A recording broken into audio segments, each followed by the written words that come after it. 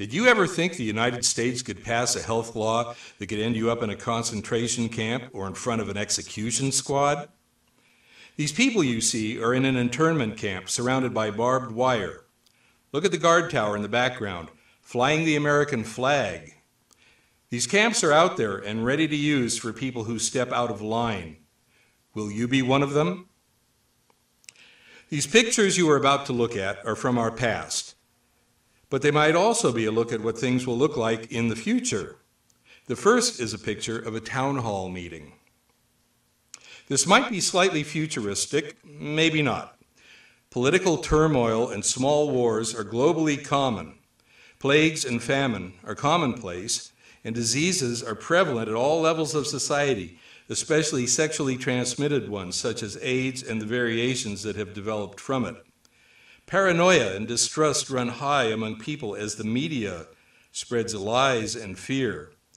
Due to our political system playing off that fear, the United States has established a total health system to a degree more invasive of human rights and more savagely enforced than could ever be imagined during the plague of the Middle Ages.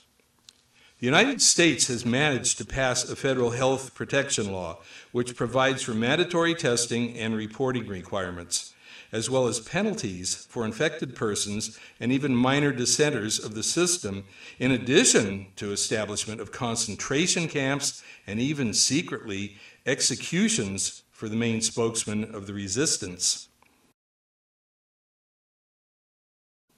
Rick Larson, the lead in our story, is the son of a veteran of the U.S. Congress with more power than anyone should have. His congressional assistant, Keller, also is the organizer of the local neo-fascist group, which is working with the feds in tracking down health law violators for the camps. Rick and Marcy hold a political rally in the park to solidify their stand and gain support. But the rally ends abruptly with hundreds of people being massacred by a wall of machine gun fire as they scatter.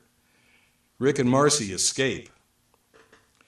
Rick and Marcy, along with the help of Bill, a student resistance worker, who's managed to get arrested so he can warn their friend and fellow resistance worker Bernie, plot to get him out. Scenes within the camp show the unsympathetic cruelty of the guards who make no effort to save a dying man and assault Bernie when he intervenes. At the appointed time, Rick and Marcy cut through the compound fence and pass Bernie and Bill a bag of hand grenades. They proceed to blow up the command post, the observation tower, and a hole in the electrified fence large enough to escape through. Bill is shot through the head and falls on the fence just as the emergency generator restores the power. The others escape. The prisoners are free, but will be forced to leave the country before they are caught again. Bernie's rifle wound is treated in a house, and Rick reveals plans to leave for Canada, where he's badly needed and feels he can do more good. Rick proceeds to Vancouver, unaware that he's being tracked by Keller's assistant, Willard, who is following the signal of a tracking device that had been placed under Rick's car before he left Los Angeles. Willard catches up to Rick at a motel in Oregon and attempts to kill him while he's having breakfast in the coffee shop. Rick escapes through the back. But will he ever be free?